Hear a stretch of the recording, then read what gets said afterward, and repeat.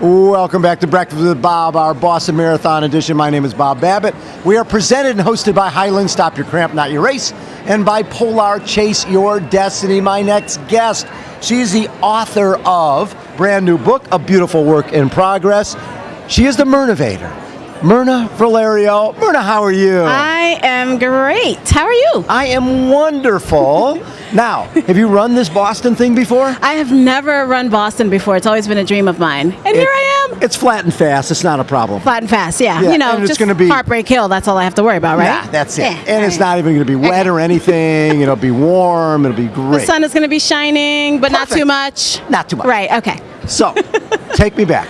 Growing up, what were your... And did you grow up in Brooklyn? I grew up in Brooklyn, New York. And what were your sports? I didn't play sports. No sports at all? Growing up, until I went to high school, I played field hockey and lacrosse in high school. And that's when I started running. Okay, and you ran for fun or for and training? I ran for training at first because there was so much running in both of those sports. Yes. I mean, I had to run with a ball, a stick, a mouth guard, and All other that stuff, cleats yeah, on grass. That was new to me. And and I used running to get better at my sports. So, but I then became enamored of just getting up early in the morning and running and like smelling the dew on the, like feeling the dew on the grass and smelling the wild onions, and like that's what keeps me going. I love it. And so was there a point, did you immediately get into running races or did that came later? Oh no, that came way later in my early 20s. I had run all the way throughout all of my jobs, my corporate jobs, my teaching jobs, and I found this running clinic out of the Hospital for Special Surgery, and that's when I really got into racing 5Ks and 10Ks. And then later on, a couple of years later, is when I started running half marathons and marathons. And what led to that? Because that's a long way. It is a long way. I'd stopped running for a couple of years. When I had my son, he was about 1.5. We moved to Maryland from New York. Yeah. And I was very stressed out all the time. He was sick. I was sick all the time. And then, like, physical fitness wasn't a priority for me. A priority was just keeping us both healthy and working and making sure that we could both go to school and work. So, so it was on the back burner. And then 4 years later, I thought I was having a heart attack. Really? Yeah. On one of my weekend trips, I had a side hustle as a voice teacher and a piano teacher and guitar teacher, even though I don't really play guitar. So on the way back, I felt like I was having a heart attack. It turned out not to be a heart attack, but a panic attack. But I followed up with a cardiologist, and what he told me was that, if I didn't change my lifestyle, which was very stressful, and I wasn't sleeping, and I was sick all the time, not eating well, and definitely not exercising regularly, that I was probably going to die. So and how old were you at this point? I was about 30, probably 32, 33. That's pretty scary. It was very scary, and but I took it seriously. Yes. The very next day, I got back on my treadmill and started again, and here we are. And then did you start doing a blog right away? The blog came, so I started all of this in about 2008, 2009, early 2009, and the blog came about when I started training for my first marathon, which was the Marine Corps Marathon. And I just wanted to kind of share my experiences in long-distance running as a larger woman, because I hadn't seen anything like that on the internet. And so I said, well, let me share, and my focus wasn't weight loss necessarily. It was just getting out there and doing the distance. And feeling good. Feeling good about myself. And showing other people who maybe felt a little disenfranchised from the fitness community that they could join the fitness community too. Because the reality is, when you look online, it's a lot of skinny people. A lot of skinny people. A lot of skinny people who have no body fat. Running long distances like it's no big deal.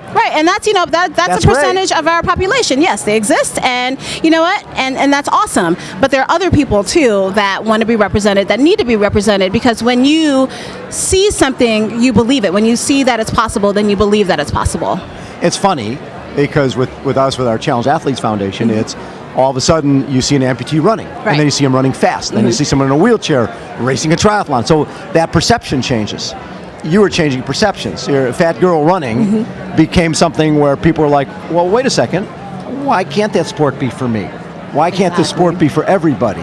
Have you been surprised with the response to it? I have been just bewildered by the amount of people that have messaged me, that have come up to me and said, hey, you know, just because I saw you in this magazine, or I read a post on your blog, or I read a tweet that you tweeted, it made me think that maybe I could do this too. Maybe I could be out there running, maybe not an ultra marathon or a Tough Mudder or whatever it is, but maybe I could go try a 5K. Maybe I could go outside for the first time and run in front of people. Maybe I could run a mile. Maybe I could run a mile. So there are all these different things that people have come up to me and said that they are able to do now because they've seen a representation of themselves somewhere in the media, and that's really fantastic. Yeah, and what's cool about it is that becomes even more motivating for you because other people are inspired by what you're doing. They say, well, if Mirna's doing it, why can't I do it? Exactly. And so you finished Marine Corps Marathon. And what was that finish line like? That finish line... That was something a long time coming, right? Yeah, you know, and I'd had so many issues up to it, training, I'd fractured my ankle, and there were so many obstacles in my way. But when I was finished that marathon, I mean, really it was the icing on the cake because I love training for marathons. When I finished and the Marine put the medal over my head, I'm not a crier, but I bawled. I bawled, and I just couldn't hold it together. And it was just this incredible experience. I was in pain, everything in my body hurt, but as soon as I crossed that finish line, I said, well, obviously I have to do it again. Of course. You know, so, and that was really kind of the gateway drug into marathon. That's the thing. Once we put that welcome mat out and you come in, we got you. Oh, yeah. Once you put that number on, and now with a lot of your friends who are like, I can't believe you're running. Are they running now?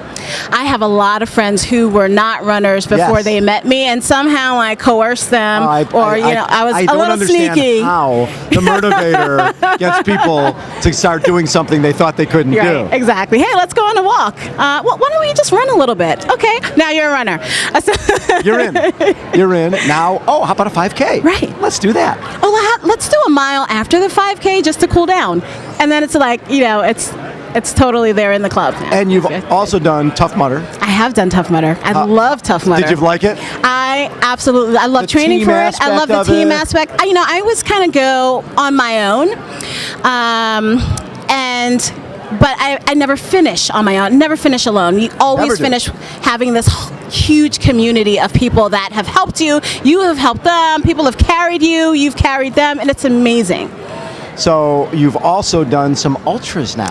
I have done some ultras. I've done 10 ultra marathons so far. Oh my God. Yeah. What's the furthest? 100K. No way. 62 miles? Yes, I did. Javelina 100, 100K. I'm doing it again this year. Wow. Yeah. And what did you find the challenge from stepping up from marathon to ultra? Because it's a different community. Right. Talk about different communities. Even ultra is even more of an equal opportunity abuser, right? Oh, absolutely. Yeah, because there's all different shapes and sizes doing ultras. It's it is really even more than the physical challenge of doing mileage over 26.2 miles is the mental challenge of boredom, of I'm so in pain, what am I going to do? But I've got 40 more miles to go. It's a mental game. It's totally a mental game.